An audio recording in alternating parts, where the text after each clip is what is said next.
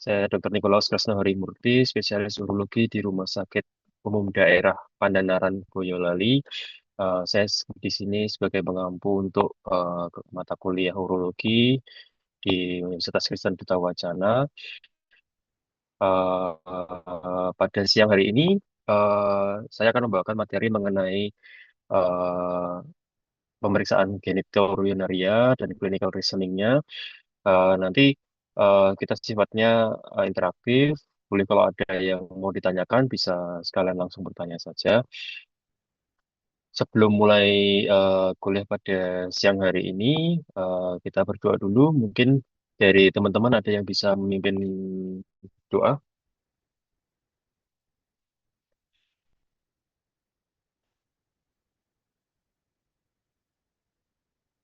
Silakan. Ada yang berkenan untuk memimpin doa? Saya mungkin dokter. Ya, Baik, dokter dan teman-teman, marilah kita berdoa doakan secara Katolik, karena Bapa dan Putra dan Roh Kudus. Amin. Ya Bapa yang Maha Baik, terima kasih karena Engkau telah memperolehkan kami di sini untuk mengikuti kegiatan overview. Berkatilah kegiatan overview kami hari ini, semoga dapat berjalan dengan lancar. Berkatilah dokter juga yang akan mengajari kami. Semoga apa yang kami terima dalam kegiatan overview ini dapat berguna tidak hanya bagi profesi kami ke depannya, tapi juga demi kemuliaan nama-Mu. Dan kurang dari sempurna ini kami aturkan kepadamu dengan perantaraan Kristus Tuhan dan pengantara kami. Amin.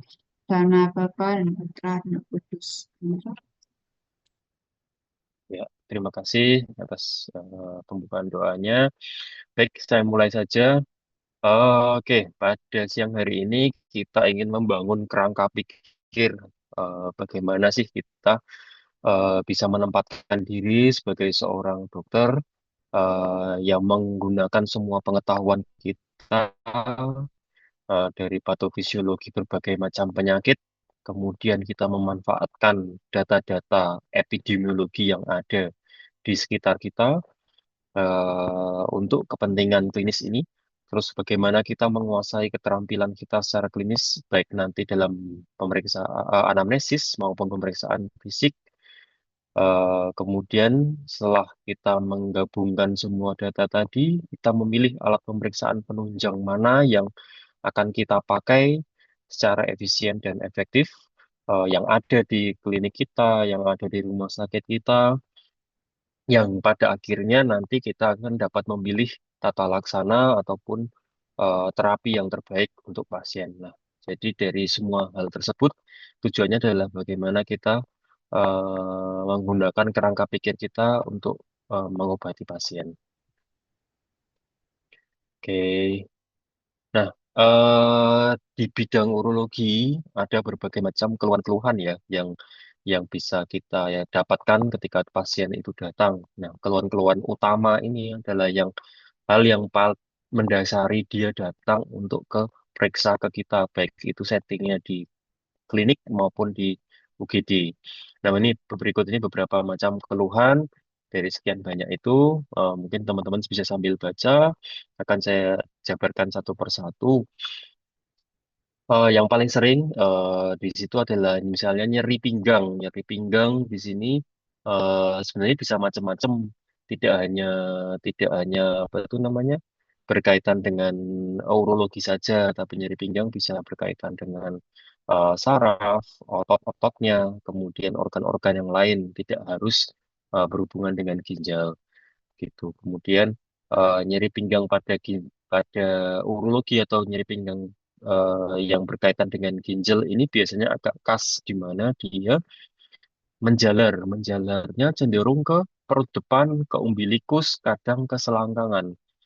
Namun jika nyeri pinggangnya itu menjalar ke kaki, ke paha, ke betis, itu mungkin tidak berkaitan dengan organ urologi, namun lebih cenderung berkaitan dengan organ neurologi atau saraf, misalnya pada penyakit hernia nukleus pulposus atau HNP. Nah, itu khasnya adalah nyerinya menjalar ke kaki. Itu yang perlu kita bedakan. Oke, kemudian yang berikutnya adalah keluhan-keluhan mengenai kencing. Nah, untuk masalah kencing ada macam-macam. Di sini mungkin teman-teman yang pernah ISK gitu lah ya, infeksi saluran kencing. Nah, itu Keluhan yang paling sering adalah ya sering kencing dia, frekuensi kencingnya berulang kali, tiap setengah jam, tiap 1 jam sekali gitu. Jadi sering sekali merasakan ingin kencing. Terus pada beberapa kasus juga ada yang malah justru dia kencingnya sedikit atau oliguria atau sama sekali tidak kencing atau anuria. Nah, ini perlu kita perhatikan apakah ini oliguria atau anuria. Kadang-kadang pasien hiperbola nggak kencing selama 2 hari. Nah, padahal dia bisa kencing tapi sedikit-sedikit atau kencing tapi menetes. Jadi dia masuknya ke oliguria bukan anuria. Oke, kemudian tidak dapat menahan kencing atau urgensi. Jadi dia ketika urgensi sini misalnya pasien merasakan ingin kencing, dia harus terburu-buru untuk segera ke kamar mandi sehingga jika tidak dia akan misalnya mengompol atau kesakitan atau kencingnya menetes. Itu urgensi. Kemudian yang sering juga pada waktu infeksi saluran kencing adalah disuria atau nyeri saat kencing. Nah, nyeri saat kencing itu bisa kita bedakan. Misalnya nyeri di awal kencing. Jadi waktu mulai kencing, pasien akan mengatakan panas waktu kencing. Nah, itu salah satu disuria. Namun juga ada nyeri kencing yang timbulnya setelah kencing. Jadi setelah selesai kencing, dia baru merasakan nyeri atau terminal disuria. Nah, itu bisa menunjukkan dua hal yang berbeda. Kalau pas awal kencing atau selama kencing, itu biasanya terkait dengan faktor iritan, misalnya pada infeksi saluran kencing. Nah, sedangkan yang terminal disuria, iritannya atau iritasinya muncul setelah kencingnya sakit. Nah, ini malah sering terjadi pada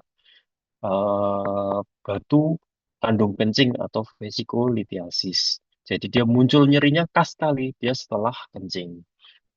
Oke, ada keluhan kencing yang lainnya yaitu straining atau mengejan, di mana dia ketika kencing dia harus menggunakan otot perut atau menggunakan atau mengejan sehingga untuk mengeluarkan air kencing itu. Bahkan pada beberapa orang malah harus menekan perutnya untuk supaya air kencingnya bisa keluar. Nah, kencingnya sendiri setelah keluar, mungkin kita bisa evaluasi bagaimana kencingnya, Pak, pancarannya. Ada yang pancarannya lemah, jadi pancarannya nggak bisa jauh, tapi hanya dekat saja. Atau yang pancarannya menetes atau setelah kencing, waktu kencing, kencingnya hanya menetes saja. Jadi hanya dribbling begitu saja. Nah, kemudian ada juga yang kencingnya dia mengompol atau tidak menyadari bahwa dia mengeluarkan kencing. Jadi ketika tidur dia bisa mengompol itu enuresis misalnya, terus kemudian waktu duduk atau bersin itu dia mengompol. Nah, itu salah satu contoh-contoh inkontinensia. Kembali ke pancaran, pancaran juga kita bisa evaluasi apakah pancarannya lurus, besar, atau dia malah bercabang. Nah, itu menunjukkan adanya penyempitan di ujung saluran kencing atau struktur uretra atau meatal stenosis. Oke. Nah, secara kualitas ada juga mengeluhkan bahwa kencingnya merah atau berdarah. Kencing merah ini perlu kita pis- pisahkan ya, maksudnya apakah itu merah darah yang seperti warna pink gitu, pink kemerahan, atau dalam kondisi merah seperti teh, yang itu berarti malah bukan darah tapi dehidrasi. Nah, itu yang perlu kita pastikan ke pasien. Warnanya seperti apa? Kadang-kadang pasien dia kurang minum, dehidrasi, warnanya seperti teh, tapi dia mengatakan bahwa itu seperti darah. Itu harus kita tegaskan. Terus kemudian yang nggak lumrah ya, jadi kencing bercampur udara. Jadi seperti ada gelembung-gelembung udara sewaktu kencing, bukan gelembung udara ataupun kencing berbusa yang sudah jatuh di toilet atau kloset ya, tapi sewaktu kencing itu berbunyi, pruk pruk pruk pruk. Nah, itu adanya udara dalam air kencing kita yang bisa menunjukkan adanya infeksi yang berat pada ginjal, pada kandung kencing, atau adanya fistel dari organ gastrointestinal ke organ urinari, sehingga ada campuran udara ataupun campuran tinja atau feses. Itu jika ada fistol. Oke. Nah, kemudian ada lagi yang tadi mau perlu dibedakan dengan hematuria ya, bahwa darah pada meatus uretra ini bukan hematuria, namun darah ini muncul tanpa berhubungan dengan air kencing. Jadi seperti pada kasus trauma uretra, benturan pada penis, sehingga darah muncul pada meatus uretranya. Ada keluhan juga yang tidak lumrah, misalnya saat berhubungan spermanya bercampur dengan darah. Ini menunjukkan adanya bisa infeksi pada prostat maupun kadang juga pada kanker prostat. Oke. Berikut yang lain ada keluhan pus pada meatus uretra. Terus pada anak-anak juga bisa preputiumnya itu menggelembung, itu yang menunjukkan adanya fimosis. Terus kita evaluasi juga apakah ada keluhan benjolan-benjolan pada genitalia dan keluhan yang lain yang di bidang urologi adalah nyeri skrotum. Nah, ini nanti kita bahas terpisah.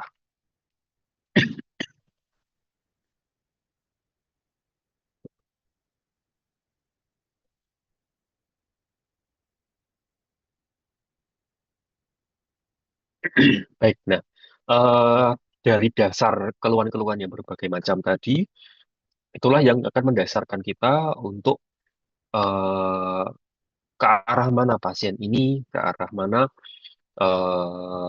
keluhan-keluhan ini mengarah ke diagnosis mana. Nah, mungkin gampangnya kita pakai ilustrasi kasus aja ya. Jadi, saya selalu menggunakan pendekatan 5 hal ini. Jadi, setiap kali ada pasien yang datang, kita menggunakan pendekatan 5 hal ini, yaitu apakah ini pasien trauma, apakah ini pasien inflamasi, apakah ini pasien tumor, terus pasien kongenital ataupun pasien yang lain-lain, dikelompokkan hal yang lain. Nah, jadi semua pasien kita golongkan dalam 5 hal ini. Ini akan mempermudah kita untuk supaya tidak terlewat diagnosis banding apa yang ada pada pasien ini. Ya, misalnya pasien datang settingnya ke UGD ya. Settingnya di UGD dia dengan nyeri pinggang. Nyeri pinggang, dia nyeri pinggang sekali di sebelah kanan. Nah, kita pasien dalam kondisi sadar penuh, jadi bukan pasien kondisi apa tuh yang ABC-nya tidak clear, namun dalam kondisi yang ABC-nya clear, kemudian yang mengeluhkan nyeri pinggang. Nah, kita tetap berpikir bahwa apakah ada trauma. Trauma kita tanyakan, apakah terkena benda tumpul di pinggangnya, misalnya habis habis berantem atau habis mengikuti ekstrakurikuler, misalnya karate. Nah, itu kita singkirkan dulu. Ada tidak di sana? Ini ke arah trauma atau tidak dari nyeri pinggang itu? Oke, ada kita mungkin sudah menanyakan ke pasien, oh tidak ada riwayat benturan. Oke, kita berlanjut ke pemikiran yang kedua, yaitu apakah ini mengarah ke inflamasi? Nah, untuk inflamasi yang kita perlu tahu ya, misalnya apakah pasien ini demam, disertai dengan demam, terus apakah pinggangnya terasa panas, atau ada tanda-tanda infeksi atau tanda-tanda radang yang lain. Nah, ini bisa kita tanyakan ke pasien yang bisa mengarah kalau nyeri pinggang ini mungkin nefritis atau pielonefritis atau mungkin inflamasi di organ kandungan endometriosis atau inflamasi di tulang osteomielitis. Nah, konsep ini yang kita bawa. Oke, ternyata nyeri pinggangnya sudah berlangsung lama, misalnya 1 tahun. Oke, kita mungkin berasumsi apakah ini tanda-tanda tumor. Kita diagnosis bandingnya bisa tumor ginjal, tumor retroperitoneal, atau mungkin ada kista ginjal, atau pasien riwayat pengobat sudah kemoterapi oleh karena serviks misalnya, ternyata dia sudah ini adalah nyeri pinggang oleh karena metastase. Oke, begitu ya. Ini cara pikirnya. Nah, pasien ternyata anak-anak gitu. Mungkin kita berpikir bahwa ada kongenital apa tidak gitu. Nah, pada kasus nyeri pinggang dengan kongenital bisa jadi. Jadi pada kasus Horseshoe kidney atau PUJO, ureteropelvic junction obstruction itu bisa nyeri pinggang yang ternyata penyebabnya adalah kongenital. Nah, dari pengelompokan 4 tadi ada satu kelompok yang memang kita tidak bisa kelompokkan, di mana ini hal yang apa itu namanya, ya kita masukkan ke miscellaneous gitu ya. Ya, dia di kasus-kasusnya seperti herniasi, HNP gitu, atau adanya batu di ginjal atau batu di batu di ureter. Nah, dari konsep berpikir inilah kita menentukan ini pasien ke arah mana. Oke. Kemudian setelah itu misalnya keluhan yang lain, pasien yang keluhannya masalah kencing, tidak bisa kencing sama dengan yang tadi ya. Kita kelompokkan menjadi 5 hal. Trauma, inflamasi, tumor, kongenital atau misalnya sama seperti tadi. Prinsipnya pasien datang dengan keluhan dia tidak bisa kencing atau sama sekali nggak bisa kencing. Kalau trauma, kita berpikir mungkin trauma uretra atau trauma vesika. Pada kasus inflamasi, kita bisa berpikir, oh mungkin infeksi saluran kencing, bisa sistitis, uretritis, atau prostatitis. Pada anak-anak mungkin mimosis. Oke. Terus pada pasiennya nggak bisa kencing, tapi kita berpikir ke arah tumor, bisa pada pembesaran prostat, kemudian CA prostat, bisa CA kandung kencing, atau mungkin kita lewatkan ada CA penis di mana ujung penisnya sudah berubah menjadi karsinose ya. Oke. Kongenital pada bayi baru 5 hari datang dirujuk oleh bidan karena tidak bisa kencing. Nah, ternyata belasnya penuh dan dia ada posterior urethral valve. Ya, ini kejadian yang sangat langka, namun kita bisa masukkan di kongenital sini. Hal-hal yang lain ya bisa terjadi batu pada kandung kencing, batu pada uretra, gitu ya, Mas. Begitu ya. Jadi konsep berpikirnya bahwa ketika pasien datang nggak bisa kencing, kita pikirkan 5 hal ini. Masing-masing dengan diagnosis bandingnya masing-masing supaya tidak ada yang terlewat gitu. Oke, sama dengan halnya ketika pasien nyeri skrotum, mungkin hanya nyeri di skrotum atau di testis kita berpikirnya itu oke, itu orkitis saja. Padahal bisa jadi ya banyak hal. Jadi misalnya pada trauma kita tanyakan ada nggak dia riwayat benturan, ada nggak benturan trauma di testisnya atau trauma skrotumnya. Terus radang, oke kita mungkin evaluasi mungkin infeksi pada orkitis yang paling sering dan akhir-akhir ini lagi marak ya, di mana pada pasien laki-laki usia produktif remaja nyeri di testisnya oleh karena dari riwayat sebelumnya adalah MAMS. Jadi ada riwayat gondongan di mana nyertis, terus kemudian demam. Setelah demamnya berkurang, mungkin dia kok ada keluhan nyeri di bijinya. Nah, ini adalah MAMS orchitis. Ini lagi outbreak ini. Jadi kejadiannya sejak November, Oktober yang lalu, kejadian MAMS orchitis ini lagi banyak. Sehingga eh, berdasarkan data epidemiologi akhir-akhir ini, jadi keluhan orchitis itu mungkin berkaitan dengan MAMS. Oke. Nah, pada inflamasi yang berat, mungkin pada usia tua, ada riwayat gula. Nah, kita harus periksa betul di skrotumnya, jangan-jangan sudah terjadi gangren. Oke. Nah, jika nyerinya disertai dengan adanya massa yang cukup besar, gitu, mungkin kita bisa lihat apakah dia tumor testis atau jangan-jangan hernia saja, hernia inguinalis strangulata. Nah, ini yang kita perlu pisahkan. Oke, bisa juga torsio atau terpuntir kejadiannya tiba-tiba mendadak sakit sekali tidak disertai dengan demam dia torsio testis. Ada yang anak-anak laki-laki yang aktif dia mengangkat benda berat terus sudah berangsur-angsur tambah lama tangga sakit mungkin kita perlu curigai adanya varikokel juga. Ya, gitu ya. Oke, oke, kita kembali ke yang tadi keluhan nyeri pinggang. Nah, nyeri pinggang ini bisa adanya kita yang berhubungan dengan urologi yang paling sering ya adanya batu di saluran eh, ginjal ataupun di ureter atau di vesika urinaria atau di batu uretra. Nah, ini yang akan saya tunjukkan untuk membedakan eh, nyeri pinggang atau koliknya itu seperti apa. Pada batu ginjal cenderung nyeri pinggang atau koliknya itu hilang timbul dan fase-nya mungkin bisa 5-6 gitu, tergantung dalam kondisinya ya. Tapi pada batu ginjal itu dia fase-nya cenderung bisa 5-6 dan dia kasnya adalah menjalar ke perut depan, paling sering ke arah umbilikus. Dalam pemeriksaan fisik, nyeri ketoknya positif gitu. Bedanya dengan batu ureter, ya.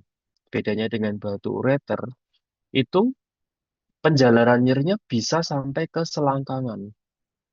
Pada laki-laki mungkin di skrotum, kok nyerinya sampai ke skrotum. Kalau pada wanita kok nyerinya sampai ke labium. Nah, ini kita bisa curigai nyeri kolik di mana batunya terdapat di ureter. Itu ada juga bisa timbul kencing darah atau nyeri kencing. Jadi kencingnya waktu mau selesai dia kesakitan. Itu juga bisa batu di UVG atau di uretrovesica junction. Gitu. Pada pemeriksaan fisik yang bisa kita temukan ya nyeri ketoknya saja. Tapi tidak bisa kita meraba batunya dari sini tidak bisa. Oke. Eh, Oke, beda hal lagi dengan vesikulitiasis. Nah, pada vesikulitiasis atau batu kandung kencing, dia tidak ada nyeri kolik, tapi adalah yang nyeri yang dikeluhkan adalah nyeri di akhir kencing atau terminal disuria. Bisa kadang-kadang disertai dengan kencing darah atau kencing terputus-putus. Nyeri bisa menjalar sampai ke ujung penis atau ujung labium. Jadi nyerinya seperti itu. Ya, tapi tidak ada nyeri pinggang atau nyeri kolik ginjal gitu tidak ada. Nah, pada pemeriksaan fisik sih jarang kita bisa menemukan pemeriksaan fisik yang positif pada kasus-kasus vesikulitiasis kecuali batunya sangat besar. Misalnya pada ukuran yang di atas 5 cm itu bisa teraba keras di suprapubis gitu ya. Sedangkan pada uretrolithiasis ini nyerinya sama, dia nyeri saat kencing. Jadi selama kencing dia nyeri nyeri terus. Tapi keluhan yang paling sering malah justru karena dia tidak bisa kencing oleh karena sumbatannya bersifat total. Jadi batu uretra ini dia menyumbat total sehingga dia tidak bisa kencing. Seperti itu. Nah, pada pemeriksaan fisik kita bisa raba. Kadang kita bisa raba di uretranya pars pendulosa, di penisnya gitu. Diraba kok ada yang keras di situ. Nah, itu curiganya lah batu uretra. Oke, oke. Dari uret urolithiasis ini pemeriksaan penunjang yang bisa kita pilih yang mandatori ya, yang kita periksa urinalisanya dulu. Itu untuk menyingkirkan adanya infeksi atau tidak. Kita periksa ureum kreatininnya, memastikan fungsi ginjalnya masih bagus. Asam urat bisa ditambahkan jika di UGD gitu, misalnya kita bisa tambahkan dengan asam urat. Terus pemeriksaan darah rutin jika misalnya ada tanda-tanda pasiennya dengan demam gitu ya. Jadi kita perlu rasionalisasikan pemeriksaannya, nggak perlu semuanya diperiksa, namun beberapa aja jika memang mengarah ke urolithiasis. Nah, pemeriksaan radiologi yang gold standarnya adalah CT scan urologi. Baik kontras maupun non kontras itu akan membantu untuk menentukan letak batunya, ukuran batunya, maupun kekerasan batunya. Itu adalah gold standar untuk pemeriksaan urolithiasis. Namun jika tempat kalian bekerja hanya di rumah sakit daerah tipe D, tidak ada CT scan misalnya, kita bisa lakukan pemeriksaan abdomen polos atau BNO, atau kita pemeriksaan USG urologi gitu. Sedangkan khusus untuk batu uretra, kita bisa lakukan uretrografi jika ada pemeriksaan kontras di tempat kalian bekerja. Oke. Sedangkan tata laksananya pasti pasien datang dengan keluhan nyeri, pas berikan analgetik, NSAID, terus kemudian jika kita curiga batu ureter atau batu uretra, mungkin kita bisa tambahkan alpha blocker atau tamsulosin di sini untuk membantu untuk mengeluarkan batunya. Berikan antibiotik secara rasional jika ada peningkatan leukosit. Terus pemberian herbal seperti pelarut batu ya bisa diberikan pada kasus di mana pasien memang nyerinya dapat tertangani dan pasien mengendaki rawat jalan. Oke, itu terapi untuk medikamentosanya. Sedangkan untuk definitifnya atau yang untuk benar-benar mengeliminasi batunya, ya kita rujuk ke urologi atau ke bedah untuk melakukan tindakan operatif. Macam-macam ya operasinya bisa operasi URS, PCNL, RIRS, atau laparoskopi tergantung pada jenis batu, letak batu, dan ukuran batunya. Sedangkan untuk tindakan yang non-invasif bisa dengan SWL, ini untuk batu ginjal yang ukurannya kurang dari 2 cm. Oke, eh, untuk kasus yang lain, ini pada pasien dengan retensi urin ya. Pada pasien retensi urin, tidak semua pasien retensi urin pasti eh, berhubungan dengan prostat, namun kita perlu tahu mengenai prostat ini bagaimana sih. Jadi pada pasien datang dengan keluhan kencing, itu yang perlu kita scoring adalah skor IPSS ini.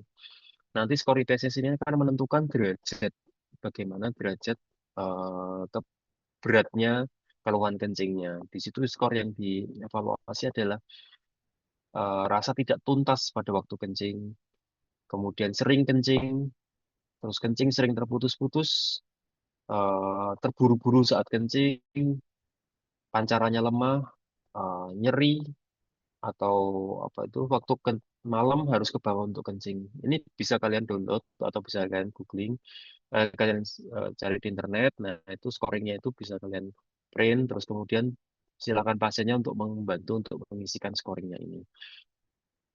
Nah, pada pasien pembesaran prostat jinak, mungkin yang perlu kita evaluasi suprapubisnya apakah penuh atau tidak.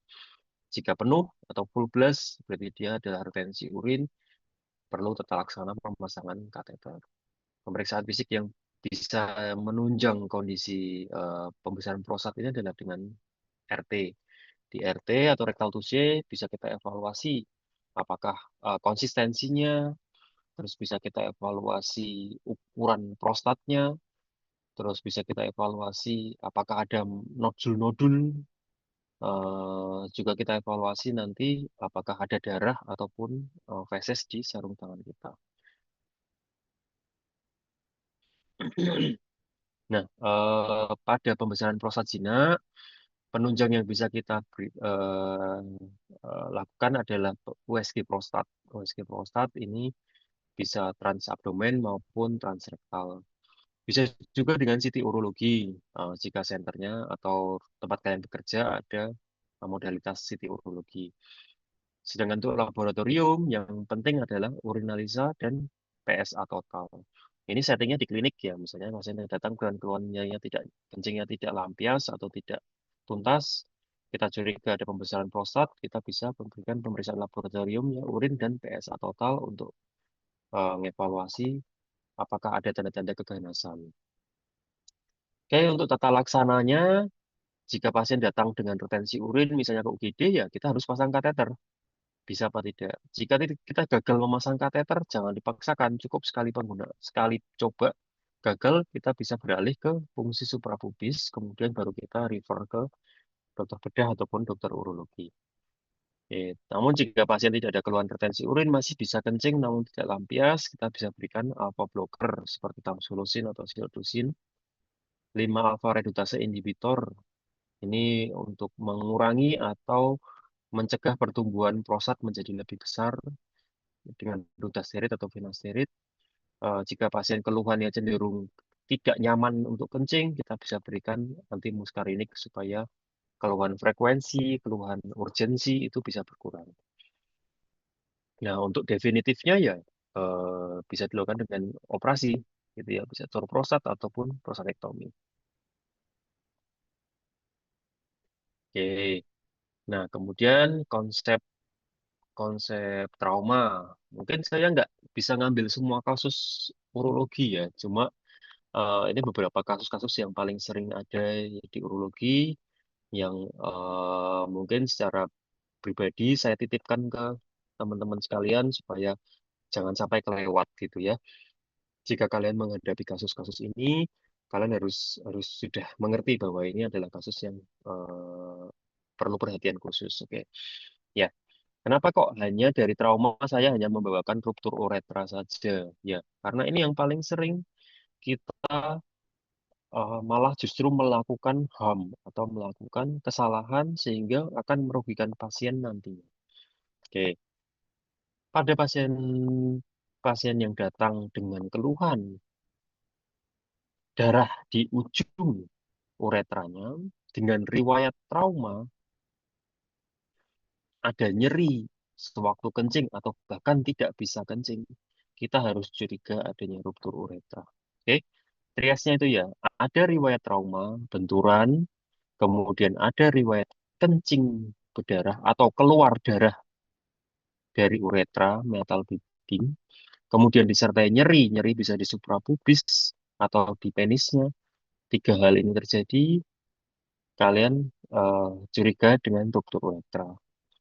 Dari pemeriksaan fisiknya, yaitu tadi metal bleeding, adanya hematum, hematum di perineum, butterfly hematum, itu menunjukkan adanya perdarahan di sekitar uretra atau di sekitar organ genitalia. Terus kemudian adanya retensi urin dengan suprapubis. Kita bisa memeraba penuh suprapubisnya. Jika ini terjadi, kita harus curiga ruptur uretra. Nah, kenapa kok saya tekankan di sini? Pada saat ini terjadi, jangan pasang kateter. Ya, ini yang saya titipkan kepada teman-teman semua. Ketika tadi tanda-tanda tersebut ada pada pasien trauma, jangan pasang kateter. Lakukan fungsi saja. Itu ya. Kenapa ini saya tekankan? Karena sering sekali saya temukan teman-teman di jaga UGD, pokoknya pasien trauma pasang kateter. Dah. Jadi memang betul tujuannya adalah untuk evaluasi cairan. Namun jika ternyata pasien tersebut adalah ruptur uretra, kalian pasang kateter, justru ruptur uretranya akan bertambah berat. Atau justru yang sebelumnya rupturnya grade 2 bisa menjadi grade 3, grade 4. Jadi kalian pastikan dulu keluhan-keluhan yang mengarah ke ruptur uretra disingkirkan dulu. Ya, ini yang saya titipkan. Nah, sedangkan pemeriksaan penunjangnya apa yang bisa dilakukan? Ya, dapat dilakukan uretrografi untuk mengetahui derajat rupturnya atau CT scan pelvic dengan kontras per uretra. Jadi pada kasus-kasus ruptur uretra ini sering sekali didapatkan pada pasien dengan fraktur pelvis, simfisiolisis, itu 80%, 70 sampai 80% ada ruptur uretranya. Jika pasien ruptur uretra belum tentu ada fraktur pelvis dan simfisiolisis. Jadi kalau misalnya kalian pasien datang curiganya ini ada fraktur pelvis, pastikan dia ruptur uretra atau tidak, gitu ya. Sebelum kalian pasang kateter. Jika kalian nggak yakin, mending kalian lakukan pemeriksaan penunjang dulu, uretrografi. Jika ternyata aman, baru kalian pasang kateter. Namun jika ada ruptur uretra, jangan pasang kateter. Gitu ya. Ini yang saya mau titipkan ke teman-teman dalam setting emergensi ke depannya waktu bekerja supaya jangan dilupakan ya. Oke. Nah, oke, ini yang paling sering ya. Infeksi traktus urinarius mungkin kalian bisa baca lah ya. Sudah pasti teman-teman juga terutama yang wanita pernah mengalami infeksi saluran kencing. Jadi paling sering sekali keluhannya dengan disuria, frekuensi, hematuria, kadang kencingnya sampai ada nanahnya atau piuria. Pada kondisi tertentu bisa sampai dengan demam atau badan lemes. Terus pada infeksi yang sampai ke ginjal bisa nyeri pinggang, nyeri perut, itu nyeri suprapubis. Jadi keluhannya sangat-sangat tidak khas. Bahkan infeksi saluran kencing ini paling sering dijadikan diagnosis keranjang sampah. Apa itu? Jadi ketika kalian nggak tahu apa ini pasien sakit apa, udahlah kita salahkan infeksi saluran kencing. Itu sering sekali terjadi, ya. Ya gimana lagi kadang-kadang kita kerja di puskesmas, fasilitasnya tidak banyak, ya kita tidak bisa melakukan banyak hal.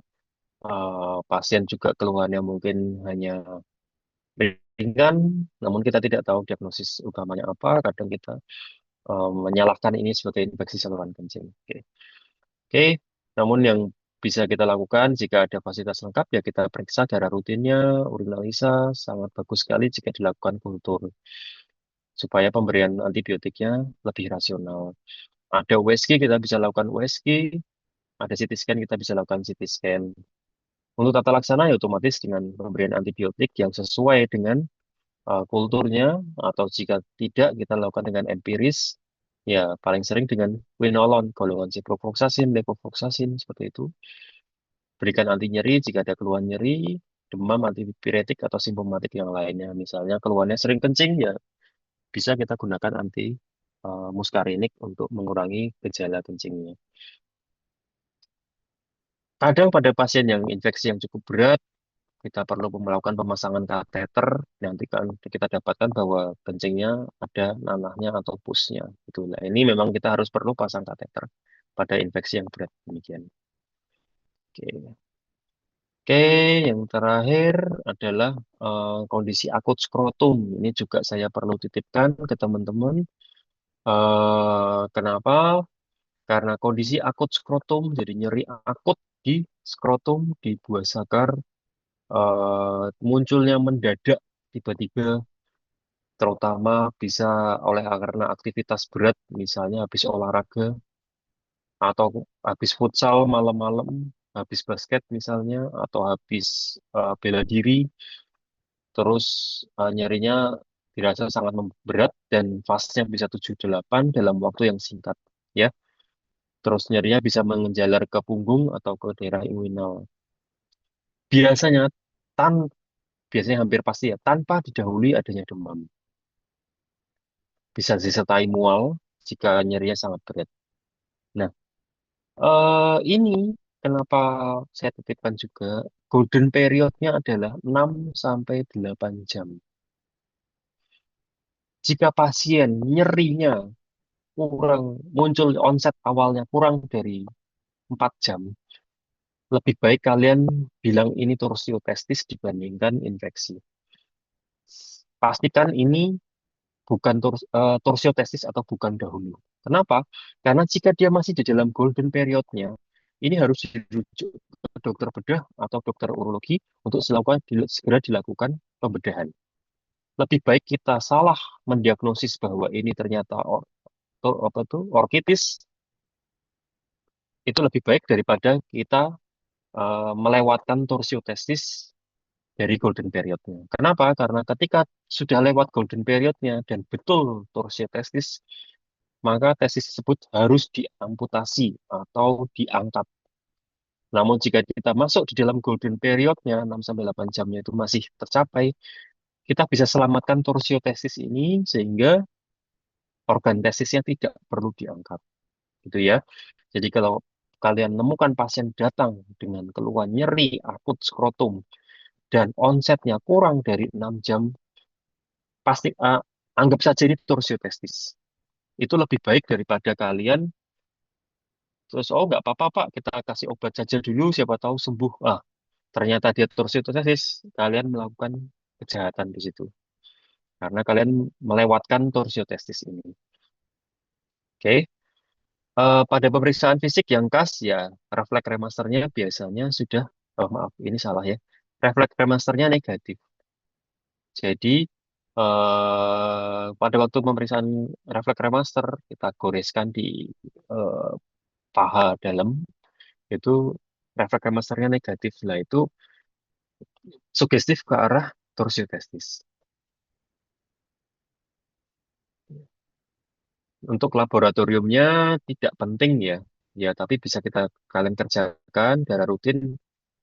Biasanya kalau darah rutin dia pada torsiotestis leukositnya masih normal karena sifatnya masih akut ya. Kemudian dari radiologi jika sempat misalnya pasien datang baru 2 jam onsetnya, ya oke USG testis saja untuk memastikan torsio atau bukan seperti itu. Medikamentosa yang bisa kalian berikan sementara ya analgetik atau masam relaksan, namun yang penting adalah dilakukan operasi. Oke. Bagaimana dok jika pasien datangnya sudah lebih dari 1 hari? Ya sudah, kalau sudah 1 hari, kalian sudah melewatkan golden periodnya, pasiennya sudah melewatkan golden periodnya, sehingga kalian tidak salah jika melakukan pemeriksaan-pemeriksaan penunjang dulu, memastikan gitu. Karena kalau sudah torsio testis lewat 1 hari ya pasti sudah testisnya sudah mati. Artinya itu kesalahan bukan di tenaga medis, tapi memang sudah terlambat datang saja. Namun kalau pasien datangnya tepat waktu, kurang dari 6 jam, anggap semua akut skrotum ini torsio testis. Sehingga kalian tidak melewatkan golden period. Itu ya. Itu yang saya titipkan, dua hal tadi terutamanya ruptur ureter dan torsiotesis ini supaya menjadi supaya kalian ingat nanti waktu kalian praktek. Gitu ya. Oke, begitu aja overview untuk clinical reasoning dari genitourinaria. Mungkin dari teman-teman ada yang mau ditanyakan?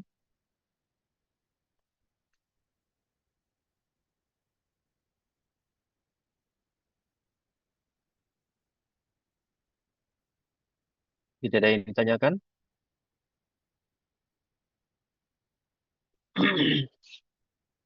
Baik, kalau tidak ada pertanyaan, mungkin saya sudahi dulu untuk overview dari clinical reasoning genitourinaria. Semoga materi yang saya sampaikan dapat berguna untuk teman-teman semua. Eh, Kasusnya banyak, ya kalian pelajari semuanya, namun ini hanya beberapa kasus yang bisa saya sampaikan supaya menjadi catatan tersendiri untuk teman-teman. Baik, kalau begitu, terima kasih. Selamat siang. Sampai ketemu di waktu berikutnya. Terima kasih dokter. Terima Terima kasih kasih dokter. dokter. Terima kasih dokter.